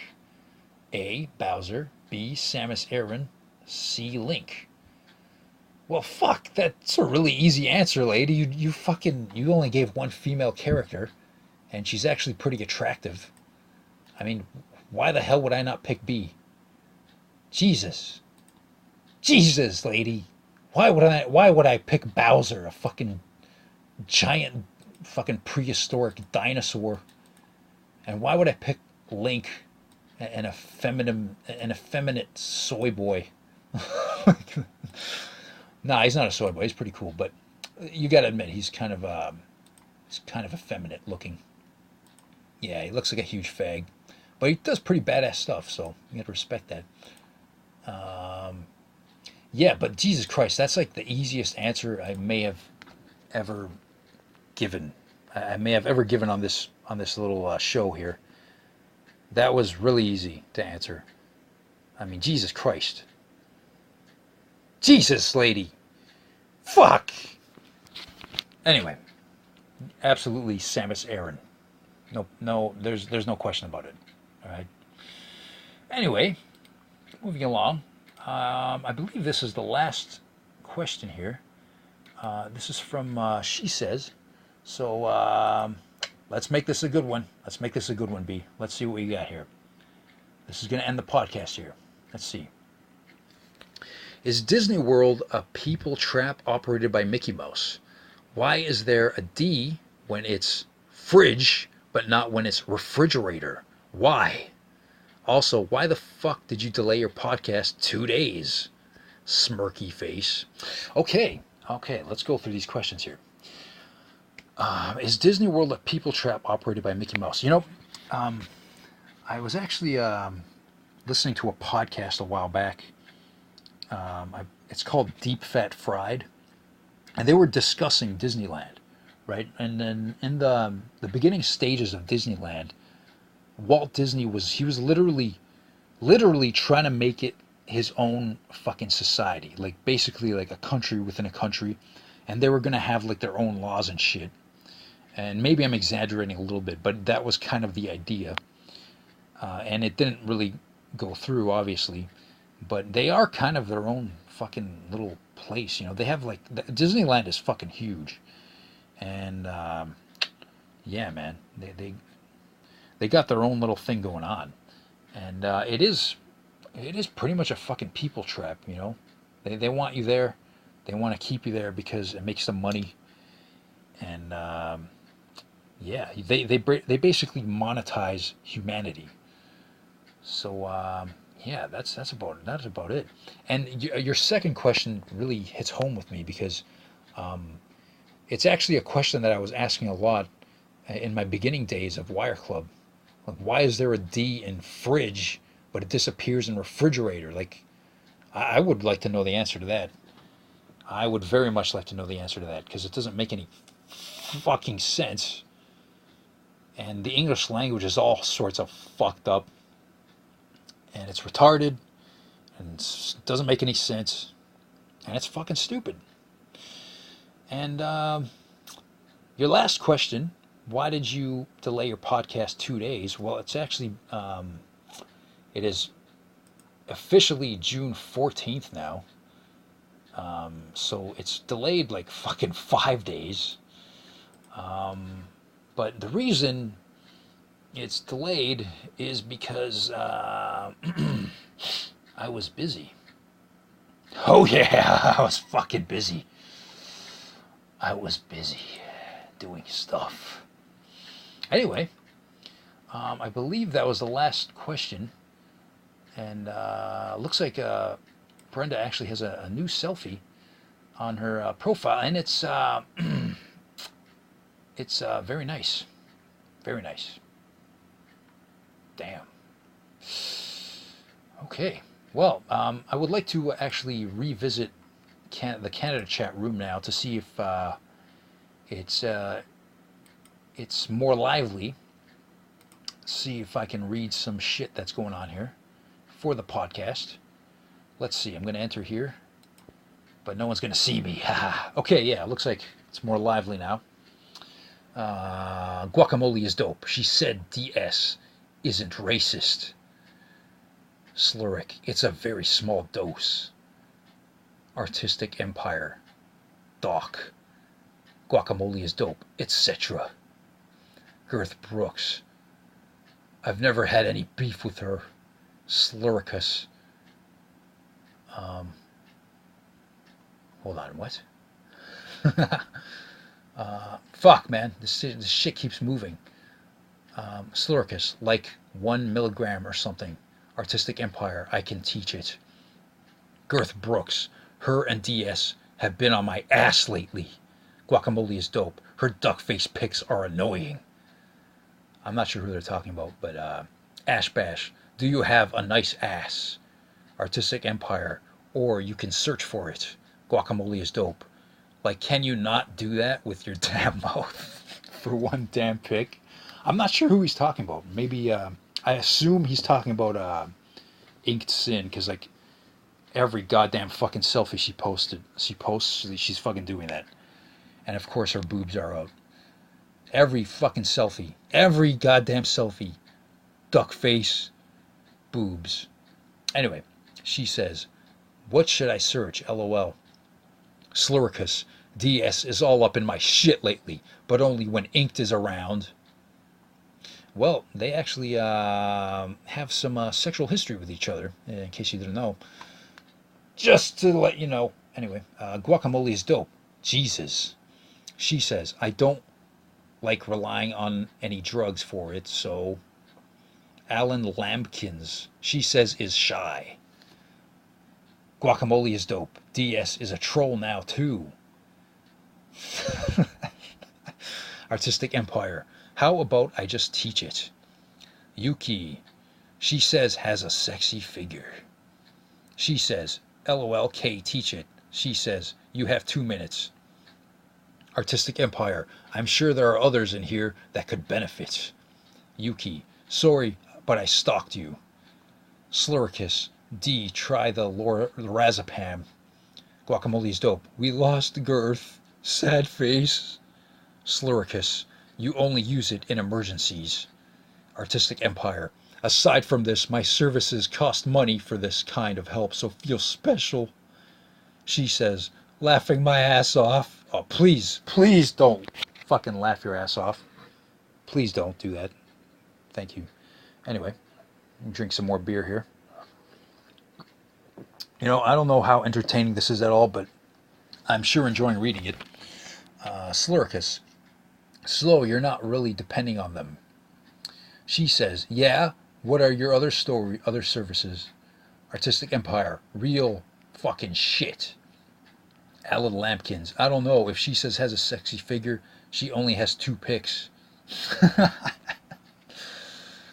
I can confirm that she has a sexy figure. Just to let you know, Alan. Yuki. LOL. Yeah. Artistic Empire. I am a counselor. I do many forms of therapy that don't include meds. Sluricus. What is Empire offering to teach us now? LOL. Ah ha ha ha ha. Right, go for that, Diabla. Oh, yeah, that was a good burp. Alan Lampkins. Kung Fu, I think, Slur. Artistic Empire. Is anyone else even interested? Yeah. Sluricus. Keep up your therapist in Canada chat. I wouldn't be able to trust you, Empire, but thanks for the offer. She says, no thanks, I'm good. Alan Lampkins. No more meds for Slur. She says, I'll stick to breathing techniques and yoga. Breathing techniques, interesting. Alan of 7, pass. Who the fuck is Alan of 7? Alan of 7. Oh, I've seen this dude before. It's like this fucking hillbilly guy. And he murders trees. Look at this picture. I'll put it up on the video. You see all those tree corpses behind him? And that fucking evil, cold stare. What a fucking monster. What a monster. Jesus. Anyway, continuing on with this conversation, if you will. Ash Bash, do you guys get the useless ditzy vibe from some of the girls in here? Artistic Empire, it's very simple. Ash Bash, or am I the only one? Vandalized, yes, yes. She says, Ash, you hate everyone. Fuck out of here. Ash Bash, not true. Artistic Empire, I ask of nothing other than respect on my name. She says, shh. Ash Bash, go fuck yourself, smile. She says, Artistic, I don't believe that you're a therapist, like at all. Sorry. Vandalized. Birdie, ever take a pic from the front? Laugh. Sluricus, Alan, I'll ask you a second time to stop being disrespectful about my need for medication for my physical disability and the mental taxes that come along with it. Artistic Empire, K54321.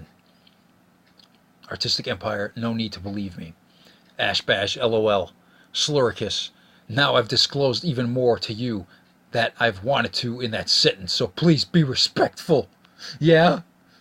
Artistic Empire, look for 5 things in the room that are red or blue. Ash Bash, her front and back look the same, so what's the point?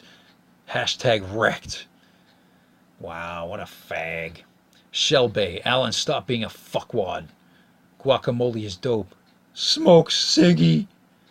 Guac, you're going to get lung cancer. Okay? And I'm going to laugh at you when it happens. I'm sorry. I didn't mean that. That was mean. I'm sorry. That was mean. She says, nah, Vandal. Artistic Empire. 4 things you can reach out or walk to and touch. She says, that's for FB only. Vandalized. Damn, that's harsh, fam. Slurkus, I don't buy into mindfulness, Empire. Artistic Empire, 3 things you can hear. Guacamole is dope. Sits with Diabla. Artistic Empire, 2 things you can smell. Artistic Empire, and 1 thing you can taste. Alan Lampkins, I'm not being disrespectful. I need your meds, Slur. At least that what you told me from your accident. Artistic Empire, I have Facebook. She says, LOL. Alan at Lampkins, you. She says, what is this convo? Oh, that's what I'm thinking. That's exactly what I'm fucking thinking. Jesus Christ. Guacamole is dope. Slur only shares meds with me. Alan Lampkins, I see. Vandalized. Man, why is it so hard to find a person in Toronto with a driver's license? Is it really that hard? I mean, I don't fucking have one, I can tell you that. I'm not a driver. And I'm almost fucking 32 years old and I don't even fucking have a driver's license. Yeah, man, that's how it is for me. I don't know. Why do you even need one? Jesus. Anyway, continuing on with this shit. It's much more lively in here than when I first checked in. So let's continue on. Sluricus. How are comments like, quote unquote, no more meds for slur supposed to be anything but disrespectful when the topic is ripe, Alan? Wow, Slur is really butthurt here about something. Vandalized, laughing face. Yuki, Mr. Worldwide. Of course, he's referencing Vandalized and how he appears to be Pitbull. That's a running joke that we all use. But anyway, Sluricus, please, for us medicated chatters on the short bus. She says, just post on Indeed. Vandalized. LOL, what's up, Yuki? I did. 0 pucks given. Night, y'all.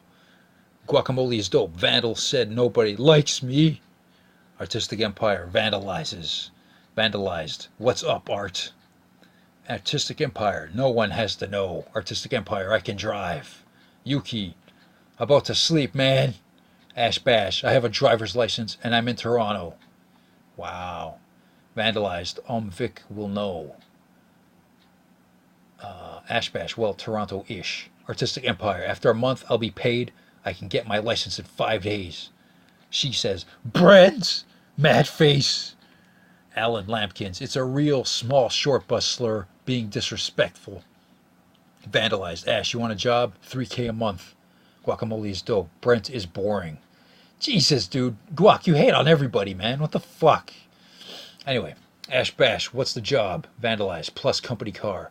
She says, no, he isn't. Artistic Empire, I need the job. Guacamole is dope. He really is. She says, he's adorable. I tend to agree with that. Brent is pretty cool. Vandalized, car sales. Sluricus, speaking of license, I have a drive test in the morning. Ugh. Yuki, LOL. Ash Bash, fuck that shit. I hate sales. Vandalized, LOL. Guacamole is dope. Don't get me wrong. Shelbay, Vandal. Ash Bash, I did it for 7 years. That's enough. Shelbay, hire me. Guacamole is dope. He seems nice. Shelbay, I'd make a deadly salesperson. Guacamole is dope.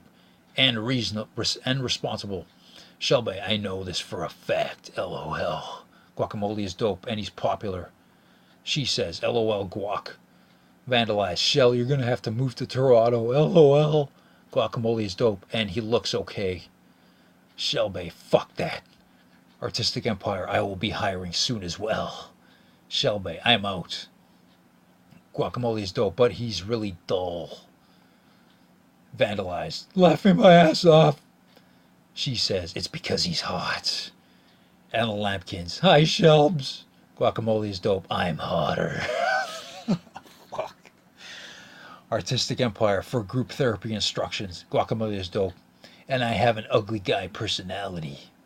The fuck does that even mean? Alan Lampkins. Fire.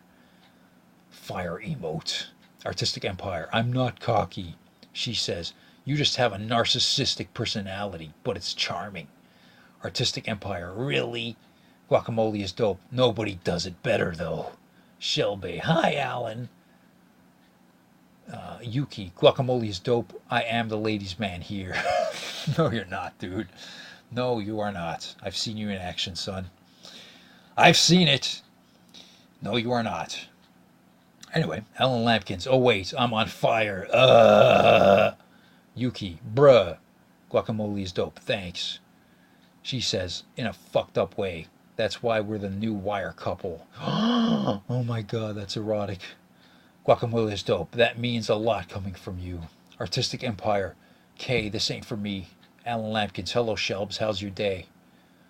Vandalized. I have like 2 people coming for the job on Friday. I hope they're good. And he spelled there incorrectly, by the way. He used the wrong there. And that's pissing me off. Use proper grammar, you fucks. Guacamole is dope. So it's official. She says, LOL, Vandal, why isn't your friend doing all the work? Yeah, Guac. Vandalized. He is doing it too. Guacamole is dope. K. Vandalized, but I'm helping. Guacamole is dope. Handshake emote. Artistic Empire. I didn't know big booty women had anxiety. Vandalized. Because I want him to reach the cottage. LOL. Artistic Empire. I'm taking my therapist ass downtown tomorrow. Alan Lampkins. Wake up, Pat. She says, why can't he reach if he doesn't hire someone? What? Guacamole is dope. Scoops key into blow and hands it to Diabla.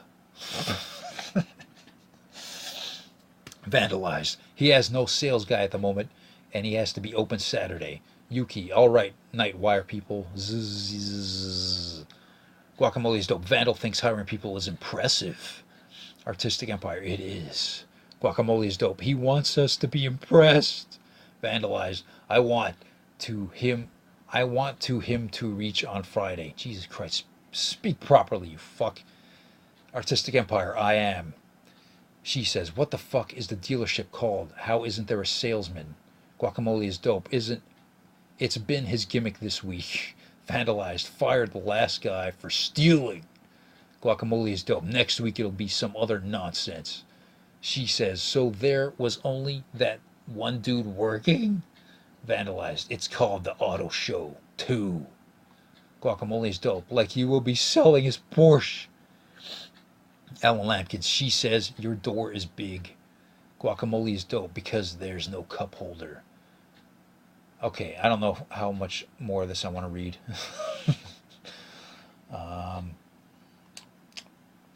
She says, interesting. Guacamole is dope, and you will want something more practical like a Corvette. She says, Alan, I'm just short. Alan Lampkins, everyone has new picks, Kay. Artistic Empire, she says, is that smart look in woman you think with the big dick boyfriend at home walking down the street that would never talk to mans? Jesus Christ, you fucking assholes need to speak properly. Guacamole is dope. Then he will need an SUV. Alan Lampkins, really? I can't see you in the pic. Guacamole is dope for his pet tiger, etc. Davey joined the room. Vandalized. Guac, you hate so much, LOL. She says, what? Guacamole is dope. I do not. Actually, you do. I've seen it. You do, sir. You hate very much, actually. I gotta acknowledge that. Vandalized. You're a straight up hater, LOL. Guacamole is dope. I'm bitter you said nobody likes me, that's all. Artistic Empire, what's your background? Where are you from? Heaven? Oh, shit. What a pickup line. I bet that works every time. Let me drink some more beer. Vandalized. I'm trying to help a friend and I'm showing off. Rolls eyes. Guacamole is dope. I'm glad you see it. Diane Inkpen joined the room. Vandalized. Anyway, breaks over. Have a great night, everyone. Alan Lampkins. I'm tired. Guacamole is dope. Later. Artistic Empire. Peace. Ever been tired as hell, but still stayed awake on your phone? Guacamole is dope. He wants to be liked so bad. Alan Lampkins. Pat, wake up. Vandalized. Fortnite on the Switch. Add if you have it. Add me if you have it. And his username is VandalizedYou. Smile. Artistic Empire. Ha! Ash Bash. Period. Artistic Empire. I suck at that game. Guacamole is dope. I don't hate you, Vandal. Not one bit. Artistic Empire. Mental health matters. Every day. Well, yeah, that's about the end of this conversation here. Yeah, it looks like the room died. Guacamole is dope. I just want you to believe in yourself. Alan Lampkins. Ash is sure quiet. Yep. She says, cybering. Ash Bash. I'm in a PM with a super hot girl. Yeah, is it your fucking mother, you dumb asshole? Anyway. I don't know how entertaining or interesting this little segment was, but I enjoyed reading it. Anyway, I think this is about the end of the Cringe Carnival episode number 5. So, yeah, man, this thing has been well over 2 hours here. Yeah. So, thank you very much for listening. Let me know if you liked it. Let me know what sucked about it. Let me know what was good about it. And yes, this concludes episode number 5 of the Cringe Carnival. Goodbye. You actually thought the podcast was over?